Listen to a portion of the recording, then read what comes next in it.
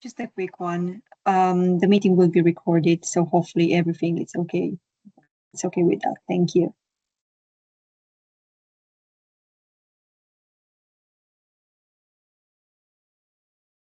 So good afternoon, everybody. Great to see everyone here on this nice sunny day in Manchester. I can see nothing but pure blue sky. We'll just give people sort of 60 seconds or so to join the session today, and then we'll get going.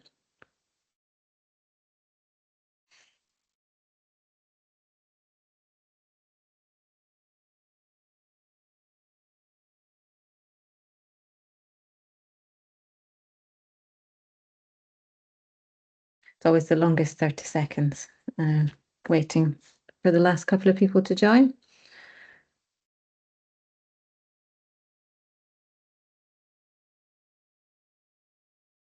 So I have that 2 minutes past 12. So I think we'll kick things off now. And there we go. There's Chris joining us. So delighted to be here today and see so many faces. Some we recognise, some new names, which is also great to see. So welcome to the webinar today. So for those of you that don't know me, I'm Aline Miller. I'm Director of the Industrial Biotech Innovation Catalyst project and also AVP for Enterprise at the University of Manchester. So I'm going to share some slides to kick us off today, and then we will tell you a little bit more this morning about IBIC, our Industrial Biotech Innovation Catalyst, ICURe, and about the Discover session that you're here to listen to and learn about today. And we've got a couple of guest speakers joining us who will tell you about their experience with the ICURe programs to date. So I'm excited to hear from them and their news, etc. So we've got on the call various people today. So as I introduced, I'm Aline Miller. We've got Sabina Hawthornthwaite, who's going to give you a wave. There we go. Sabina is our program manager for IBIC and is all-round champion for the program and has usually got all the answers to the questions that you might have. And we've got Tony Walker on the call today as well. He's the ICURe Lead, head of Hubs for strategy across our North by Northwest network, but across the UK more broadly as well. And he'll tell you all about ICURe programme as we move on through the webinar this afternoon. We've got Paul. I'm not sure if Paul's on the call today or not, but Paul Reavey is the Chief Exec of HelixWay. HelixWay are sort of the providers, the delivery partner for the programme itself. And they've been working on this for many years, and they are leaders in the UK for delivery now to the ICURe programs. And as I said, we've got Ahu and Hongning, who are from Colorolicious and are sort of one of our pioneer companies who went through the Discover programme and have gone on to exciting things. They use that sort of the springboard to build out Colorolicious, and we'll hear from them and their experiences and where they are today. So just some general housekeeping to get us started. I think please mute yourself as we're going through the presentations. If you've got questions, please feel free to pop them in the chat. If you're anything like me, you'll think of the question, and then when it comes to the Q&A, you've forgotten what the question was that you wanted to ask halfway through. So feel free to pop it in the chat, and we'll have a Q&A session at the end where you can raise your hand, shout out the question, and I'll also go through the chat as well. And any queries that you might have, the email address for us is ibic@manchester.ac.uk. Okay, so I'm going to just tell you a little bit about our IBIC activity, just to help you set the scene in terms of what's included in terms of our definition of industrial biotech, what we're all about, and how you can benefit from this. And then we'll hear from Tony about the Discover and the ICURe programs. So for those of you that don't know, IBIC is an EPSRC place-based impact acceleration account grant that's funded to the tune of just over 5 million. And we're almost halfway through now. Time flies when you have fun. Our programme, and we are looking now to build out from our IBIC foundations that we've put in place that I'll tell you about in a second.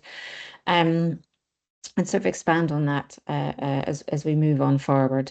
We're led from the University of Manchester and co-created with other universities right across the northwest of England, including Liverpool, John Moores, Salford, and Manchester Metropolitan University too.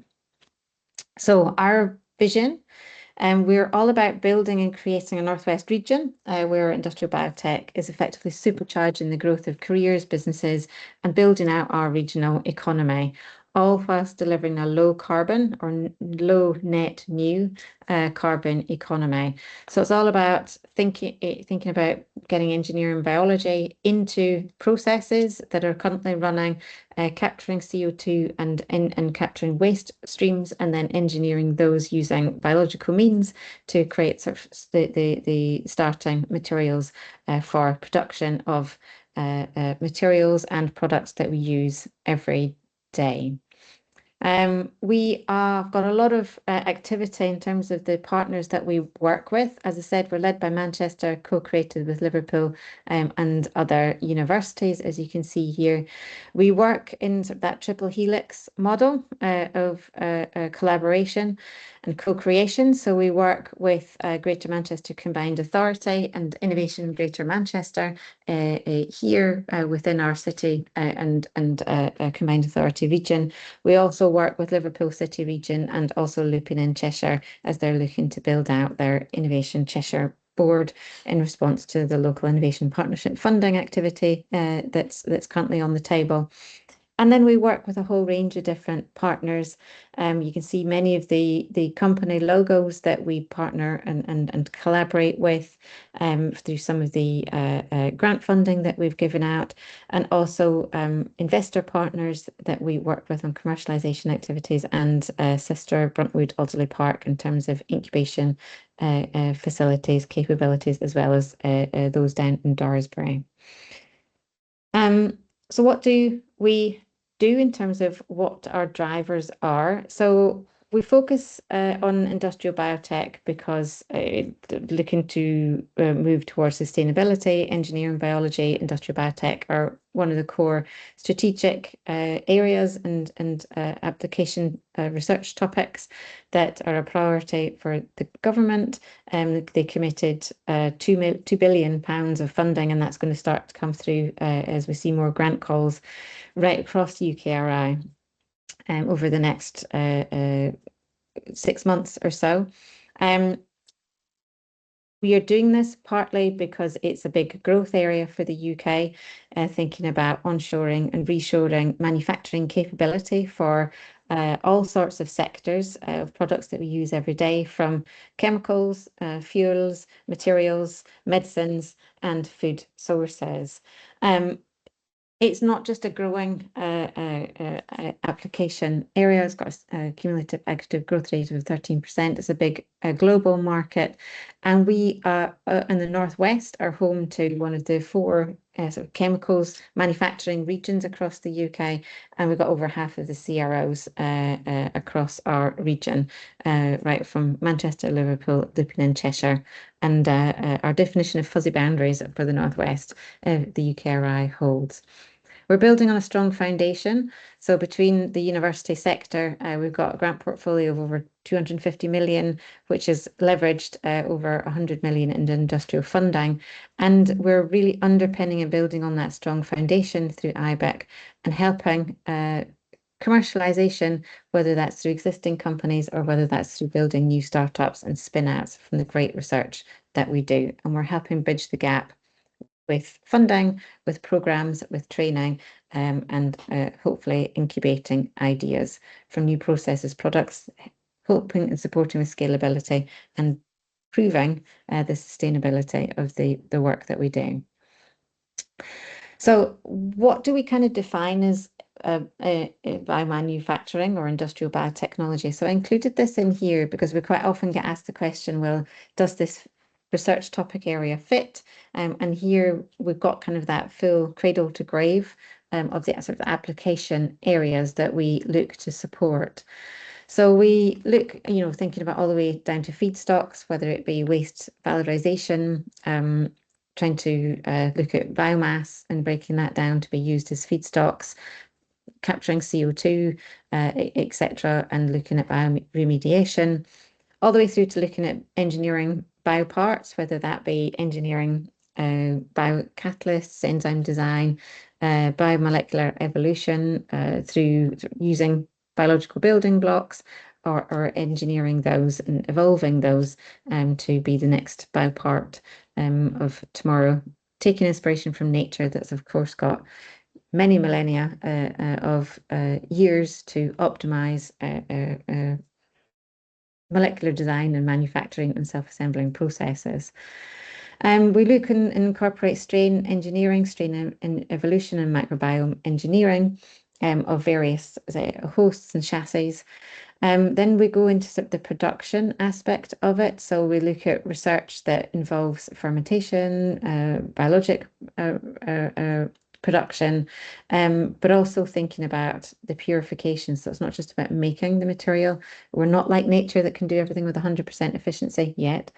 So we have to purify, and all of this is important when you're thinking about getting and translating the chemicals and molecules that you want to use in the products, etc. Bioprocessing, we need to think about taking the reactor design and putting that into a whole process and optimizing process integration, whether that be unit operations. Also thinking about the formulation of the product. Need to get these molecules out into formulated products, and that involves everything from policy and regulatory pathways through to pilot scale, pilot plant, and scaling up to full commercial operations through the scaled manufacture. But also equally important is thinking about, right, okay, well, you've made your product, you've made your material, consumers have adopted it, but then how do you take that, recycle it? And we can often look at that biological deconstruction in partnership with the chemical and mechanical deconstruction methods to get back to the feedstock so we can create that true circular bioeconomy. And of course, it feeds into a whole range of sort of sectors and underpinning cross-cutting resources. So hopefully you see something in there that is in your research area that taps into and can be included within industrial biotech. So just quickly coming back to what we do with our 5 million. So we do sort of 4 pillars of activities. One is looking at building networks and partnerships. So this is where we've got small grants to go and pull together workshops around a specific sector topic or challenge area, or we can provide money to enable key connections to be made, or building out networks and consortium to work on specific challenges. And that can be anybody from industry to investors to infrastructure to government thinking about influencing policies, all to have impact in the Northwest, of course. We got money, and I'll tell you about the grant applications that we have available at the moment to do knowledge exchange. So this is where we translate knowledge from the HE sector out into existing businesses, and we've got various grants on offer there, but also in terms of influencing regional, national government in terms of policy, regulatory pathways, and we use that to sort of build and consolidate collaboration activities to generate impact. This pillar here is hopefully the one that most of you on the call are interested in, and this is generating societal or economic impact from the research that we do, and that's where we got money to support ideas and translating them into impact through venture creation. So we've got money to run training programs that you'll hear about in a second. And then we've got commercialization grants to support you on translating and building out the value proposition from those ideas. Not to develop out fundamental R&D to get your idea, but to take your idea and validate it, whether it be through prototyping or market validation and support, or business, building out the business acumen. And then we've got money around sort of upskilling the workforce, and this is thinking about nurturing the talent pipeline, CPD, building out secondments, so you can go work in a company for specific periods of time, or you can build and bring external people from companies or business areas into the HE sector to help build out the knowledge and accelerate the skill base there. So second last slide from me is about sort of the funding that we've got available. We have funding calls every quarter. We've got the next one coming up on the 11th of June, and then it's the one after the summer, mid-September. So these are funding schemes that help support each of those 4 pillars that I just kind of talked through. So we've got the Building Network grant up to 5K. You can apply for that anytime, and that's generally delivered over a 1 to 6 month period. We've got relationship developments of early stage partnership development up to 10K. We've got innovation acceleration, which is predominantly focused on knowledge exchange, up to 30K over a 12-month period. We've got the secondment exchanges up to 12 months. They can be one way, university to external partner or external partner into university, or could be a 2-way exchange, and can be up to 12 months and can be part-time or full-time. And then we've got commercialization development grants, which are up to 50K, which really help you to build out that value proposition, which we'll talk more about as you articulate that value proposition, hopefully through the ICURe programs. So I will just leave it there from me. Quickly, you can scan the QR code to stay in touch if you're not in touch with us already. We've got the email address here in terms of IBIC at manchester.uk. Follow us on LinkedIn. We put most of our activities up on LinkedIn, and we've got a YouTube channel. We've got a series of at least 15 webinars now, covering everything from commercialization support and learnings through to waste valorization and industry engagement. Have a wee look on YouTube and check out the channel that we have there. So that's all from me. Hopefully that's giving you an introduction to IBIC and the opportunities available through working and partnering with us. I'm delighted now to hand over to Tony. As introduced at the beginning, Tony is working with us through the North by Northwest Partnership, which is the Northern Delivery Partner for the UK ICURe programs, which is Innovation to Commercialization of University Research. And Tony, I'm going to hand over to you now to take us through the next steps. Okay, thank you, Aline. Hi, everyone. I'm Tony Walker. I work with the ICURe programme. Background, I did 23 years at University of Manchester. Then I joined the ICURe programme, and now I'm back working with Aline and the team on the next generation of that, with Manchester as our delivery partner. Can everybody see my slides now? In presenter mode? Yeah. Okay. So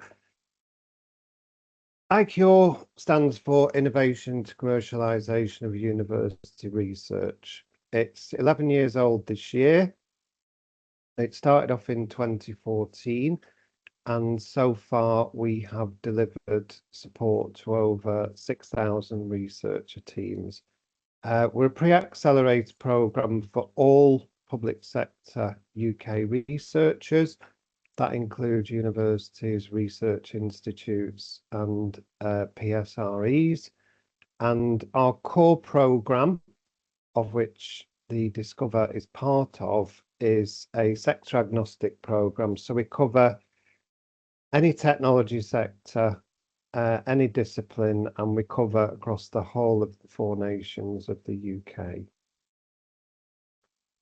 So can everybody still see that?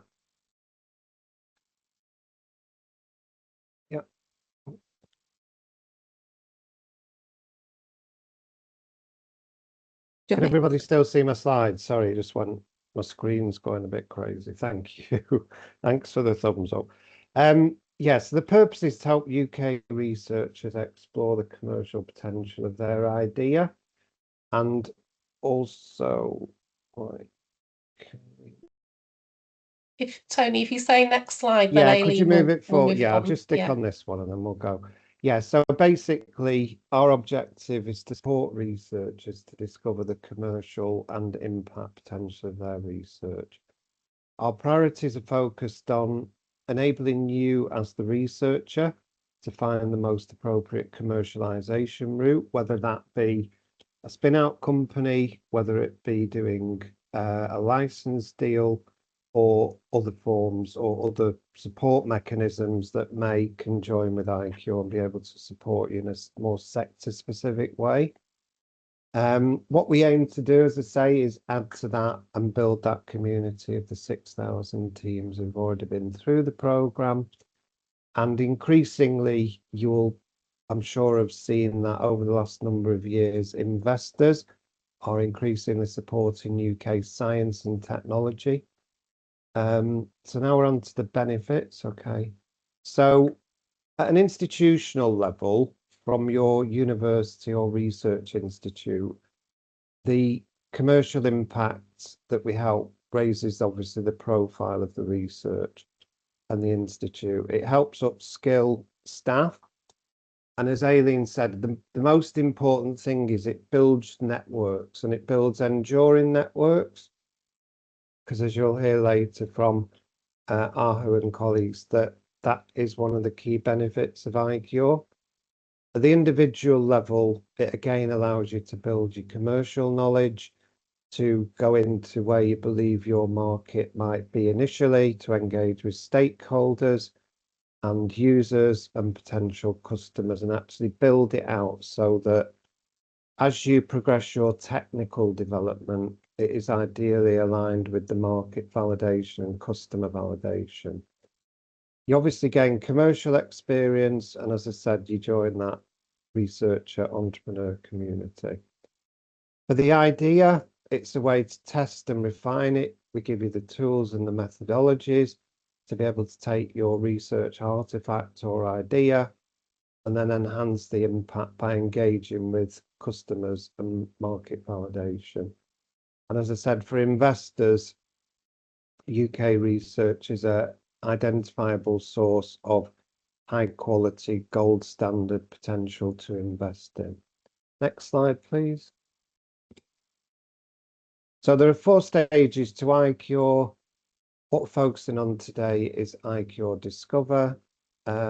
Just to go through them, it might be better if I show you in context of the research commercialization journey. So next slide, please, Sabina.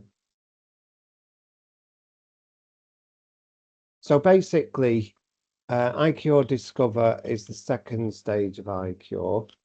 It's projects that are from TRL3 onwards, i.e. they're beyond fundamental research. The IP must be owned by the institution, so in some way there must be a relationship with the institution around the intellectual property. So basically we start at the level of research students and technicians. That's the entry point for ICURe Discover, but that can go right up to professorial level, senior lecturer. We don't actually have a cap on who can join. The critical, most important thing is being able to engage with the programme and take from the learning. So ICURe Discover is constructed on a part-time basis because we're aware that everybody has busy teaching and research careers. So it is aimed at providing quality support whilst being mindful of your personal timelines. There are 3 stages. The first is discovering the potential market. So what we do is we provide a boot camp where we'll orient you in what the journey of discovery you'll go on. We'll give you the tools to do that, and we'll help you shape up a plan to do that. There are then regular check-ins over that period and we have various reviews at that time, so you'll be supported by our team of coaches and business advisors. And then at the end, we have what's called an options roundabout. So the options roundabout is where we have an expert panel who will listen to what you've done during that 8 to 10 week journey, and you will say what you believe your next step is, and they will ask questions and allow you to reflect on that feedback and then give you potential further support pathways to go through. We provide up to £2,500 for market discovery. This could be on 2 levels. It could be on personal engagement, where you're going out to trade shows, customer visits, or actually to engage with potential markets. Or if you are busy and time constrained, there is a way that we use digital tools and engagement and outreach, where our delivery partner will work with you to look at creating things like explainer videos, slide decks, to allow you to align your proposition and contact people online. And the key thing is that all of this allows you to gather feedback.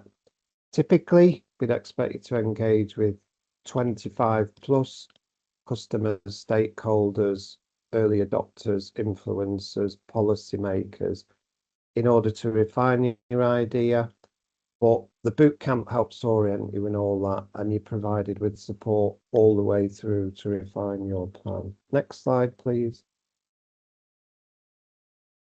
So just going back to the timeline, so as you can see at the top, you've got the 4 stages of ICURe.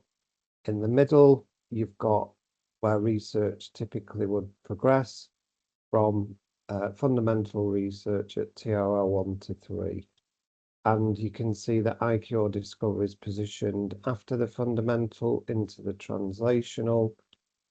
And you can then see the further stages of other programs in ICURe that you might be able to join, i.e. ICURe Explore, which is our full 4-month deep dive program following Discover, then ICURe Exploit, which takes you through the next stage, which is towards a spin-out proposition development. The bottom arrow shows where we align with other forms of research. So typically you're looking at translational grants, impact acceleration accounts, and a lot of our teams also progress to things like Royal Academy of Engineering fellowships. Next slide, please. So in terms of eligibility, we are open to individuals and teams of researchers and technicians from within the IBIC partner universities that Aline referred to earlier, who are addressing any of the industrial biotech. Again, refer you back to the slide that Aline did. It can be research or technical staff who receive salary or stipend from one of the IBIC universities. As I say, our entry point really is around research students, PhDs, technicians, postdocs, but all the way through to senior lecturer, professor, etc. In particular, we want to encourage applications from early career researchers or PIs from underrepresented groups as well. Next slide, please. So these are the key dates. I won't go through them all, but the critical ones are application close date 17th of July, bootcamp day 1 and day 2, 9th and 10th of September, and culmination is the options roundabout on the 12th of November. You can see the application link. There are fuller details on there on the Innovate Business Connect website, and there are FAQs on there as well that might answer many of your questions, although we can do that shortly. Next slide, please. So now, I don't know if Paul Reavey, you just want to have a quick word just to introduce yourself and maybe just give the teams a minute or two about what to expect on the Discover.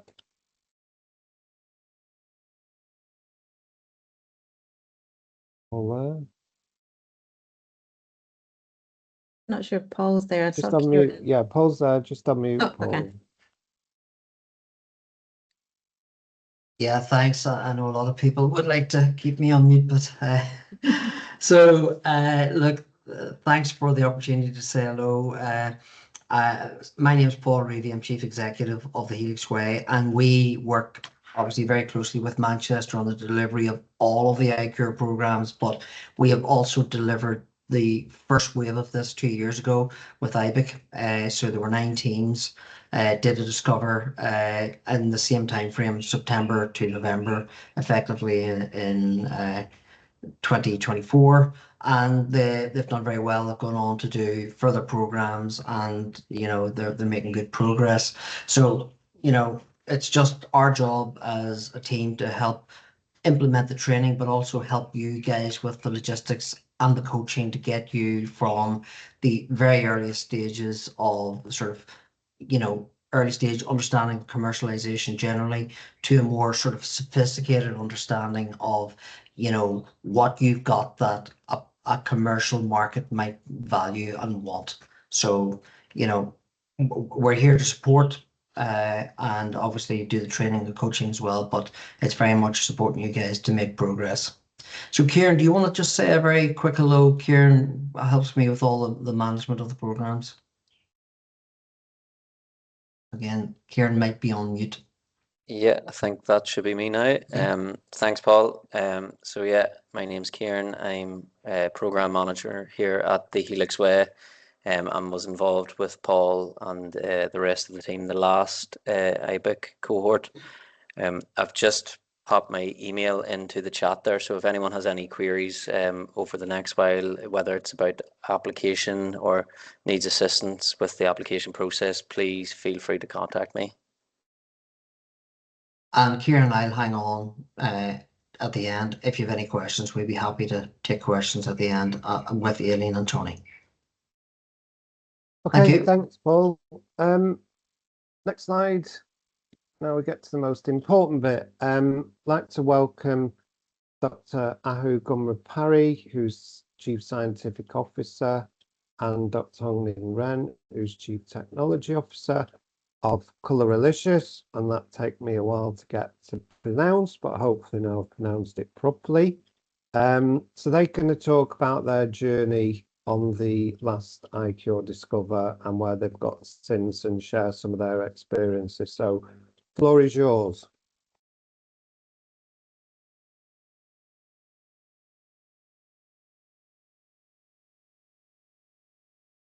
Okay.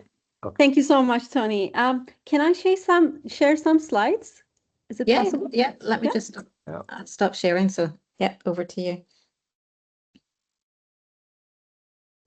I think this is showing all my screen. I'll go larger.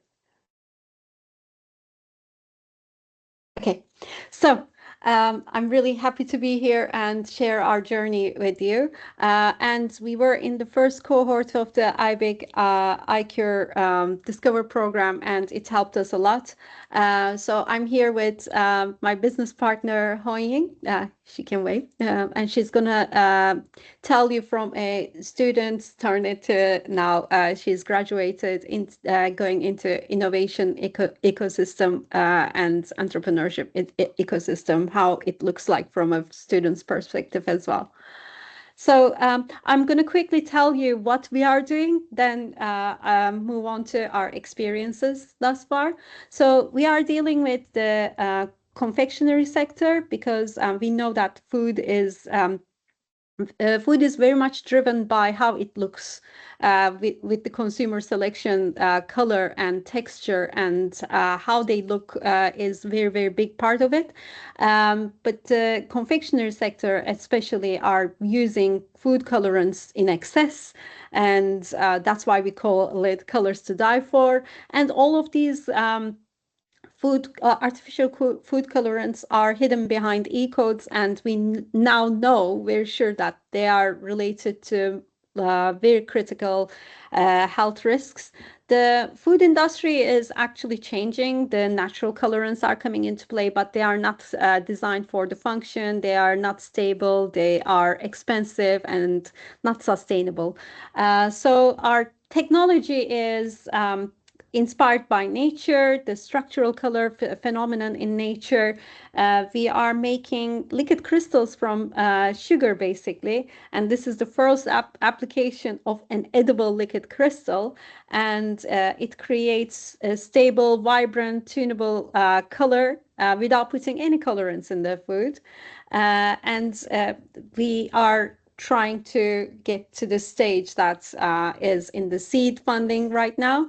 And depending on the application, we are at the technology readiness between 4 and 6.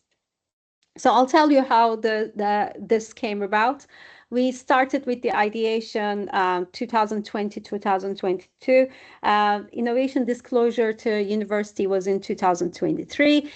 And Hongning went on to take a lot of entrepreneurship training, and in 2024 we were in the first cohort of IBIC ICURe Discover Programme, followed by we were also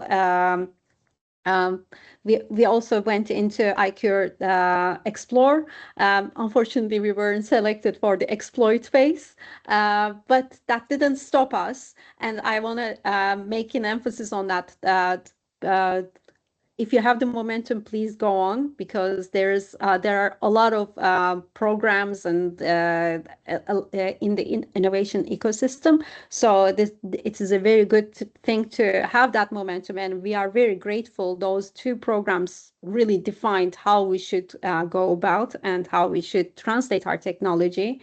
We went on to showcase our innovation at the Future Food Tech event in London. That broke a lot of industrial boundaries for us, because we signed NDAs as a part of the conclusion of that. We signed NDAs with Ferrero, Otera, Pladis, Mondelez, Givaudan. These are very giants in the food sector. Summer of 2025 was very interesting for us. We won a few competition prizes. And this year we are selected to NG Studios program, and it is run by the Deep Tech Labs, and we are pitching in London Tech Week for our first seed funding. And we are actually setting ourselves as the field leaders as well. So I'm writing a conversation piece for the journal Conversation. And we are going to Chicago in July, and we will be featured in BBC One in the Inside the Factory program as well. And we are rebranding as ColoriQuo, because university is officially spinning us out. So the first Colorolicious was a big tongue twister, but a conversation starter as well. So we are rebranding ourselves. Lessons learned in these accelerator programs are, not all of them are equal. Please take everything with a pinch of salt. You will learn broadly, but you need to make your decisions through your market, through your technology, and what do you want to implement as a business goal as well. And with the accelerators, what we learned is clarity is the most important thing. You need to be clear on what your first product is going to be, what is your main target, and don't pivot very quickly. Take it as an idea, but don't pivot very quickly, because we are at the start of this journey. Getting out of the academic bubble was a big addition for us. We learned how to do customer discovery, validation of desirability and viability, total accessible market, and address, how much of the cake, slice of the cake we can take from the market as well. And first viable product as well, minimum viable product as well. We learned all of these. And we learned making these assumptions and testing them. And as Tony said, there was a big opportunity for networking with the field leaders. So that was a big added value. And innovation ecosystem magic, I put it there, because interestingly and very, very surprisingly way, whenever we've met any people in this journey, they want to help us. They wanted us to be a success. That was that is a magical part of it. It is very hard work. I must say, it is very hard work, but there is a big part of it. You find it very rewarding because people want to help you with, and I will be helping other people who are coming into this journey as well. And momentum matters. Accelerator programs are giving you a lot of visibility, networks, credibility, that these are very difficult to build alone. We got so much exposure. Our LinkedIn page is the only reason BBC picked us up. It was an amazing thing that we created through our ICURe journey. So we are very thankful for being a part of it, and we are looking forward to our future. So thank you. I'm very happy to answer your questions, but I think Hongning also wants to tell her part of it, like in this journey as well. Thank you. Hi, I'm Hongning. I'm just gonna briefly tell you my experience as a PhD student. So I was a PhD student when I joined this program, and now I moved on a postdoc. But the coolest title I got from this program is the CTO title. And before this, my mindset is more focused on the research and spent a lot of time on design experiment, publications, and trying to increase the impact. But I found the impact to the real world is kind of different, and that's why we started join this program. There are of course a lot to learn, but the general business knowledge is kind of the easy part. The harder part is to change your mindset to entrepreneur and understand how the market work. So this program of course helped a lot. I learned a lot about how to talk to customers, understand the market needs, and think further beyond just working the lab. And it helped me to realize like a lot of very early stage scientific ideas can have really big real world impact. But you have to understand the problem you are actually trying to solve and their actual need in the market. So through this program, I learned, also gained a lot of courage and the confidence to communicate my ideas to people outside academia, including the industry and investors. There's a lot of things I found that is really challenging at the very beginning, but is becoming more a natural things, and I found is really rewarding through this experience. And also ICURe introduced me to an amazing community like IBIC and other like institute in uni who are really, really supportive and inspiring. So I really recommend other PhD students or other young researchers to give it a try. And if you are really curious about how to translate your research into real impact, and yeah, feel free to contact me if you are a student as well and you're not sure if you should go or not. Thank you. Okay, thank you. Thanks very much. I mean, it's incredible to see your journey, and that timeline visual is really amazing. To see where you've gone from back in the research base to now progressing towards spin out and engaging with those significant brands. And I think you're a really good example of that, like you said, just keep pushing through, and those incremental changes in mindset are what really get you forward on the journey. But yeah, it's really good to be able to communicate to other peers here what their journey could look like. I'll just hand back to Aline now. So if we want to start taking any questions. Yeah, brilliant. And yeah, reiterate what Tony said. Hongning, amazing. And brilliant to say. Any questions for anybody? Now's your chance in terms of experience, process, learnings, the program, how to apply, what we're looking for. Mohammed says thank you. Any questions?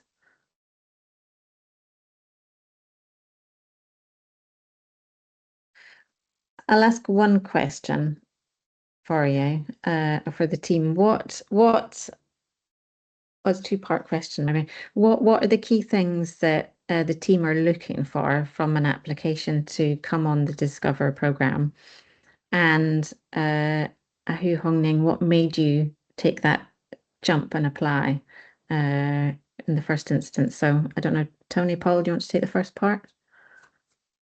Well, Tony, do you want me to start? And you can You go, jump Paul. in. Yeah, thanks. Yeah, so in terms of the Discover application, it's a relatively simple document. So if you join the following program, Explore, we're expecting a lot of time commitment, but really on Discover, we expect people to be in a technology readiness level of approximately 3 to 5, that sort of area. So we're not looking for a very advanced technology. You may have some sort of, lab testing done. You might even have some early stage sort of testing with a company in a commercial market, but very little. So we're not expecting a lot of advance there. But we probably would be looking for, maybe around 30% of your time over the 8 weeks to be able to go out to the marketplace and actually meet real people. So you would have to have that in your head that you're able to make, or someone on your team's able to make a commitment to do that. There's a £2,500 budget with the program to help you develop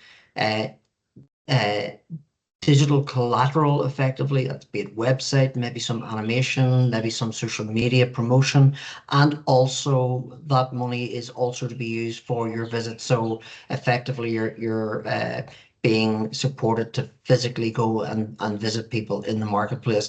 At £2,500, obviously you're not going to be going to, East Asia or anything, but we hopefully that you'd be getting quite a few visits in. So the application itself, then we're looking for an understanding of which general markets that you would be interested in, what stage your technology readiness is at, some statement on the intellectual property, some description of the team, and obviously, just overall a general commitment to do the program within the time frame. Tony, do you want to add to that? No, I think that's everything, Paul. As say, it's having the time and the commitment, and what we will do is help you. I noticed there's a question in the chat about do we offer one-to-one? We don't offer one-to-one. The reason is because ultimately you are the driver of your own progression, and what we do is we give you coaching and support to do that. We give you the tools and we give you the direction. So what we are doing is looking to be able to transfer that knowledge into you, because I think the second part, I think I'd just ask Ahu and Hongning to reconfirm that, because that is the most important bit, is that you do that and it's you who drives it. Yeah, actually it was a learning journey, because in the first few weeks we were we were very shocked like how much we needed to do, how much we needed to drive. Then we get into the speed of, or the routine of how we need to progress, because every week there's a theme, what we need to do, how we should structure things.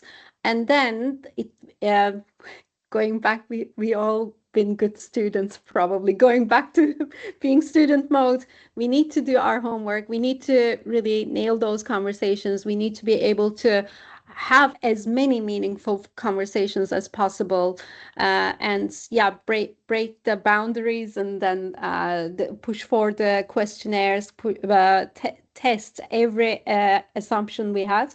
So that was it is a first 2 weeks we are like in shock, but then after that we are like, okay, now we know what to do. And that gives you the drive, actually, because it builds such a momentum. Then when you finish the program, you don't want to stop. You want to keep doing that. Yeah. So anything else you want to add? Not much. I'm just want to say, yeah, we practice a lot, and we also I also go to different programs to learn those knowledge and test my courage to just talk to random people in the conference. That's quite scary at the very beginning, and it got slightly better. And as an introvert person, and the English is my first language, is like really scary at the beginning, and then you find, okay, people don't care. People don't care. People don't care. If people likes you or they think there is a chance to using your technology, they'll get in touch with you. And then all those people actually chasing behind us also gave us a little bit more momentum to keep going and have all the agreement or everything done. Perfect. I think that sounds like a great intro and a great way to engage in the program and then drive it forward through and beyond. Any other questions from anyone?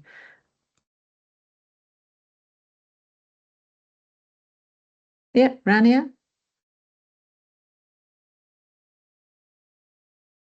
You're on mute, I think, Rania.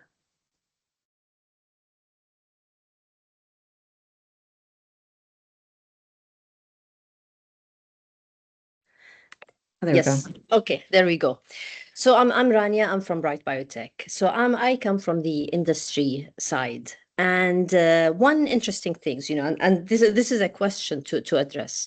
Often through my work, I try to find gaps in the field. Some things are related to what we are doing, but I come up with some ideas that I would, really like to see somebody do. So is there a way where we can relay some of those, for example, ideas, some where if there are some students doing any work, or can we help direct or introduce some ideas that can be addressed? Through IBIC, yes. So what we can do probably first of all is to have a conversation between you, me, and Sabina, where we can put an NDA if you think there's anything proprietary there to kick things off. But actually, I think we've probably got that in place now anyway between us. So we can have that conversation, and we can put some challenges through to the staff right across the IBIC network to see if there's anybody doing that kind of activity. We could possibly also help with connecting out to other businesses in terms of if there's anybody out there doing that kind of thing, but then we couldn't fund that through IBIC. We have to fund the academic to then work in partnership with the business.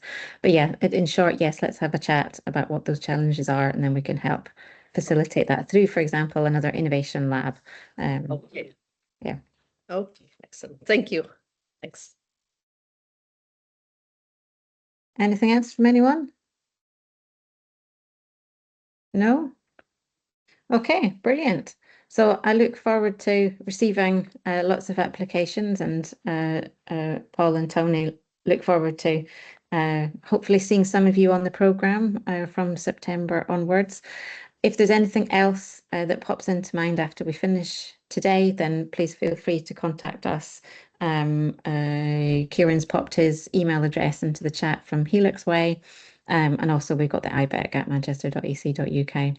But thank you very much, everybody, for joining today. Thanks, Tony. Thanks, Paul, Kieran, and Ahu and Hongning, and really look forward to seeing the next step of your journey as you move on forward, and good luck.